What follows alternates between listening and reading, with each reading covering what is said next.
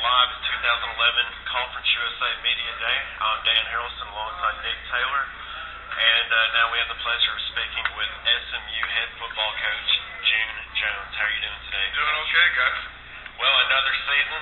Are you excited about to kick things off? Yeah, this always the 30 days before camp is always the worst time for a coach. You just wish you could go, start up, but the NCAA doesn't allow you to do that. So this final 4 or 5 days, I think everybody's starting to get excited again. What is this year, number 4 for you at SMU? And do you think you're making progress in the way you want to at this point? Yeah, we're probably a little bit ahead of schedule. We kind of thought it was going to be 5 years. I mean, the cupboard was really bare when I got there, but we had some good last 2 years, good recruiting classes, so we got some young kids to add, some veteran kids. And, I think we got a shot to be pretty decent.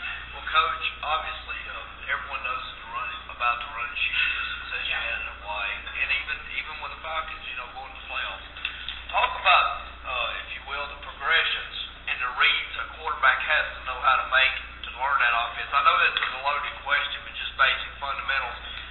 There seems to be 3 or 4 different places that the quarterback can go with the football, and it's almost like you have to teach them where they're supposed to throw it depending on the reads that the defense presents to them. Talk about that. Yeah, I think that's the biggest, probably different in what we do than most offenses, that the receivers have options, and to get on the same page, it takes a little time for the quarterback and the receiver to see the same thing. And so, you kind of, quarterback Kyle's been there now 16, 17 games for us, and he's been in it, and he's got the same slots, and so everything just kind of gets better and better as you go. So, we've had success, like you said, a bunch of different ways, a bunch of different times, and I think this year having the experience, both in the slot positions and the quarterback been there for a year and a half, I think we got a chance to take another step up.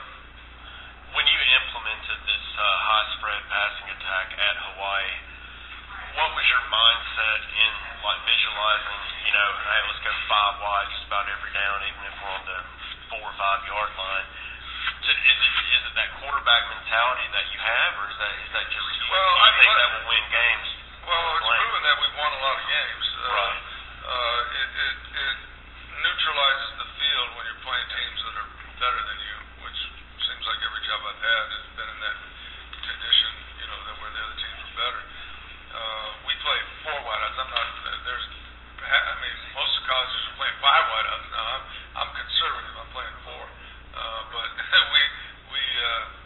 we have a way that we do what we do, and it works, and the kids have fun, and that's why we have success. So going 4 wide, you really do like to have a running back there? Yeah. Is that for a pass block or pass blocking? Yeah. I'm a big protection first guy.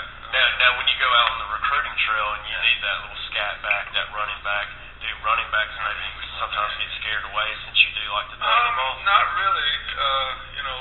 Zach last year rushed for almost as many yards as Eric Dickerson did, so they know they get production if they're that guy. But a lot of the undersized running backs become slots for us. That's kind of how. Well, Coach, you're known for coaching quarterbacks. Now got Kyle Padrone. You had Timmy Chang. What's a couple of lessons you try to teach your quarterbacks as far as getting them ready for the next level and making them a better quarterback at the collegiate level? Well, the biggest thing you got to do is win. You got to prove that you can win and make big plays in games under pressure. And it's not just the game day stuff, but learning how to talk to the media, learning how to be a leader in the weight room, and the team. All that goes into the quarterback part of it, and so you spend a lot of time with the kids in meetings and different situations, so that the QBs know what it takes to be the top guy. Quick follow up to that. Communication in such a complicated offense as a running shoot, when there is so many progressions, so many different formations, so many different things to learn, if you will. It seems as though you're kind of hinting that communication is a big part of leadership in your offense and on your football team.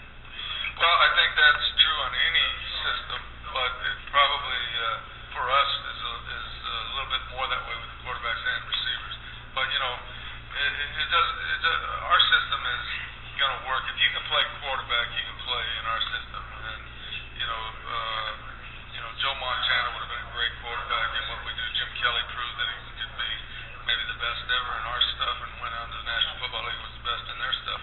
So over the years, just watching quarterbacks, if they can play, they can play.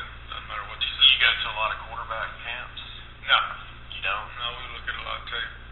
It's all tape. Yeah. What intrigued you the most to leave your alma mater for SMU? Was it just time. It was just time to go. Yeah. Try something new. Yeah, I needed to get kind of remotivated. I kind of made the decision before the final year that I was going to leave after that. You ever get any BCS type school offers, or I don't pursue anything, and I get calls, but I like last year I got a call from a school, and we actually talked, and they offered me a lot more money, but I couldn't do that to my kids that I brought in here to SMU, and I couldn't do that. I'm just not that type. You ever see SMU maybe moving up to the Big 12 since they may be looking at? I think if we keep winning in football, they will. Quick follow-up to that Longhorn Network. Texas A&M obviously is not happy with that, with the showing recruits their high school games on that Longhorn Network. Are you a fan of that? I haven't really kept up with it. I think any media is good media. Any bad media is good media. It's just how you deal with it. What do you think led to the birth of the run and shoot offense? Obviously, it was a great offensive concept, but we all know that sometimes football is about trends and about how defenses were doing and what's happening in the game itself. What led to it? And talk about Coach Davis. I mean, I know you've studied under him for quite a while. Talk about just the run and shoot in general. Well, the reason it came about was from a guy named Tiger Ellison, who was Ohio State coach, and he basically at that time the formation was his formation, and it was more of a run offense. But Mouse took it and turned it into a pass offense, and what Mouse found out was that if you were inferior to a team you were playing, you had a chance to beat them. If you were equal, you probably beat them most of the time. And if you've got better talent and running that offense, you didn't ever lose. And he proved that at the high school ranks, and then he went to college and did it. And of course, I played for him, and I saw that held up, and so it's worked for me. And like I said, every job I've had was in these conditions of these. Well, you've obviously coached in the NFL. Compare the college games to the NFL, and why do you think the NFL is so stubborn on opening up to new offensive ideas? Because all they want, it seems like, is that pro-style attack. If someone tries maybe the Wildcat, they don't want to see it. The Wildcat maybe, but I think what you're saying is not true anymore.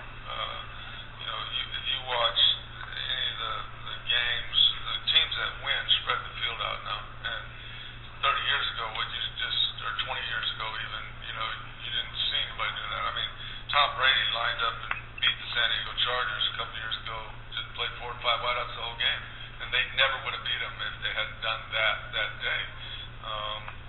I don't think the Wildcat will ever be huge with a quarterback playing it, but they're now adjusting to having a running back play quarterback that can take a beating.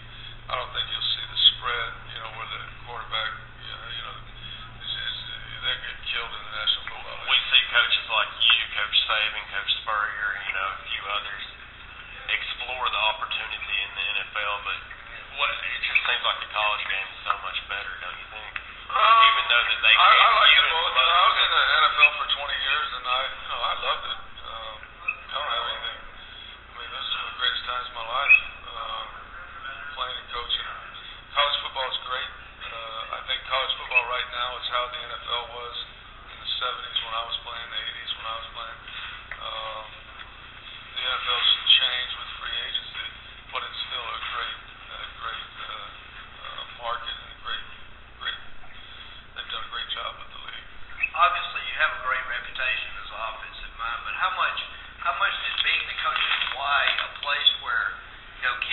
wow, I got an opportunity to go play in Hawaii, or even SMU. I mean, it's a Texas school that has tradition. I mean, it seems as though you have been fortunate to be at have some of the jobs you've had, and along with your reputation, it seems like a great formula for recruiting and success. Do you think that's played into it? Well, I think that Hawaii is not that way. At SMU, the reception has been much greater in recruiting. In Hawaii, if any Division I school recruited a kid, we were over, I think it was 2,000 getting those kids. Here at SMU, I'm noticing that we can compete and get some kids that other schools are recruiting. But that never happened in Hawaii. We had to kind of create. So the idea of playing on the Hawaiian island wasn't necessarily a sell point for a lot of those kids. Nope, we never got it. If their mom and dad watched them play football, we didn't get one kid. I guess one last thing, how special was it to get your alma mater to the Sugar Bowl that year?